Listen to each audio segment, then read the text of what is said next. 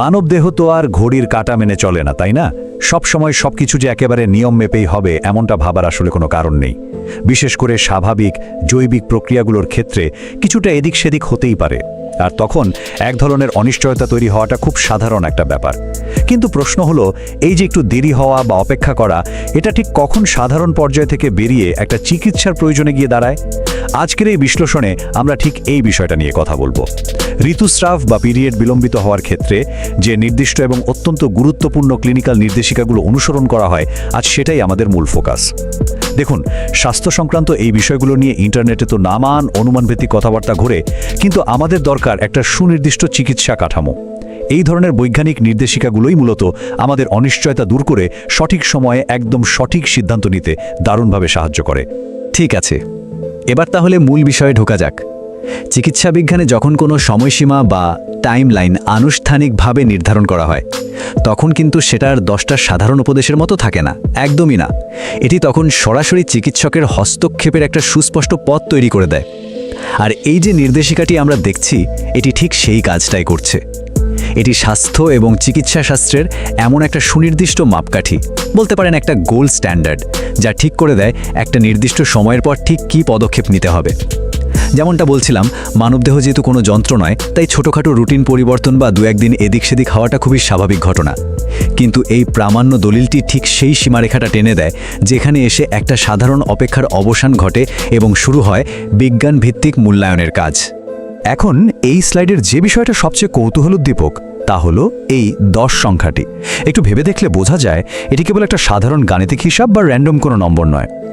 চিকিৎসা বিজ্ঞানের যে কোনো উপসর্গ মূল্যায়নের ক্ষেত্রে কিছু নির্দিষ্ট মাইল ফলক থাকে, কিন্তু প্রশ্ন জাগতে পারে, কেন ঠিক 10 দিন, কেন 2 দিন, 5 দিন বা 1 সপ্তাহ নয়? এর কারণটা কিন্তু বেশ ইন্টারেস্টিং। আমাদের শরীরে প্রাকৃতিকভাবেই হরমোনের ওঠানামা বা ফ্লাকচুয়েশন ঘটে।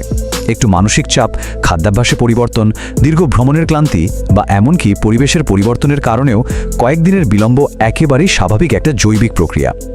তাই চিকিৎসকরা শুরুতেই আতঙ্কিত না হয়ে শরীরকে তার নিজস্ব ছন্দে ফেরার জন্য একটু সময় দেন। এই 10 দিনের সময়সীমাটি আসলে একটা বৈজ্ঞানিক বাফার জোন হিসেবে কাজ করে। হ্যাঁ, ঠিকই শুনেছেন, একটা বাফার জোন। আর এই জোনটা পার হওয়ার পরই কেবল বিষয়টা চিকিৎসকের দৃষ্টি আকর্ষণের জন্য একটা জোরালো সতর্কবার্তা হিসেবে গণ্য হতে শুরু করে। চলুন পরবর্তী অংশে যাওয়া যাক এবং দেখা যাক কিভাবে পুরো বিষয়টা একটা কাঠামোর উপর দাঁড়ায়। প্রথম কয়েকদিনের চিত্রটা থাকে কেবলই অপেক্ষার। একদিকে রয়েছে শরীরের স্বাভাবিক প্রত্যাশার সময়কাল, আর অন্যদিকে রয়েছে সেই সময়কাল পার হয়ে ঠিক 10 দিন অতিক্রান্ত হওয়ার একটা চূড়ান্ত মুহূর্ত। এই 10 দিনের মাথায় এসে কিন্তু পরিস্থিতিটা পুরোপুরি বদলে যায়। প্রথম দিকে সেই ওয়েটিং গেম বা নিছক অপেক্ষার পর্যায়টি শেষ হয়ে যায়, আর শুরু হয় অ্যাকশন ফেজ বা সরাসরি পদক্ষেপ নেওয়ার সময়। স্বাভাবিক বিলম্বের সীমা পার হয়ে যখন এই নির্দিষ্ট বিন্দুতে পৌঁছানো হয়, তখন পরিস্থিতি আর কেবল ঘরে বসে পর্যবেক্ষণের মধ্যে সীমাবদ্ধ থাকে না। তখন আনুষ্ঠানিকভাবে একজন চিকিৎসকের পর্যালোচনার প্রয়োজন দেখা দেয়। মূলত এটি এমন একটি সন্ধিক্ষণ বা টার্নিং পয়েন্ট যেখানে একটি সাধারণ প্রাকৃতিক অবস্থাকে সম্ভাব্য একটি মেডিকেল কেস হিসাবে সিরিয়াসলি মূল্যায়ন করা শুরু হয়। সুতরাং সবচেয়ে গুরুত্বপূর্ণ বিষয়টা হলো মূল নথিতে থাকা এই সুনির্দিষ্ট প্রশ্নটি, 10 পিরিয়ডস 10 দিন দেরি হলে কি করবেন? শুধু একটা লাইন, কিন্তু এই একটা মাত্র বাক্য পুরো পরিস্থিতিকে একেবারে সম্পূর্ণ বদলে দেয়। এটি হলো সেই চূড়ান্ত ক্লিনিক্যাল প্রম্পট বা নির্দেশ, যা একজন রোগীকে কেবলমাত্র অপেক্ষার পর্যায় থেকে বের করে এনে সরাসরি চিকিৎসা সংক্রান্ত পদক্ষেপের দিকে নিয়ে যায়। দলিলে উল্লেখিত এই পয়েন্টটি আসলে কোনো সাধারণ পরামর্শ নয়, বরং এটি একটি কঠোর দিক নির্দেশনা। এটি একদম স্পষ্ট করে দেয় যে এই নির্দিষ্ট 10 দিনের সময় পার হওয়ার পর আর কোনোভাবেই হাত গুটিয়ে বসে থাকার সুযোগ নেই, বরং এটি একটি সুস্পষ্ট কর্মপরিকল্পনা বা অ্যাকশন প্ল্যানের দাবি রাখে, যা রোগীর স্বাস্থ্য সুরক্ষায় অবিলম্বে গ্রহণ করা উচিত।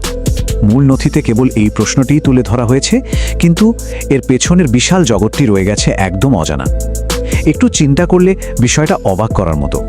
এই একটিমাত্র প্রশ্নের ওপর ভিত্তি করেই কিন্তু হরমোন বিশ্লেষণ থেকে শুরু করে নানা জটিল পরীক্ষা নিরীক্ষা এবং আল্ট্রাসাউন্ডের কাজ শুরু হয়ে যায়। নির্দেশিকাটি এখানে একটা সতর্ক বার্তা দিয়ে শেষ হচ্ছে ঠিকই, কিন্তু এর মাধ্যমে চিকিৎসা বিজ্ঞানের যে বিশাল কর্মকাণ্ডটি সচল হয়, তা রোগীর জন্য একটা অত্যন্ত মজবুত সুরক্ষা বলয় তৈরি করে।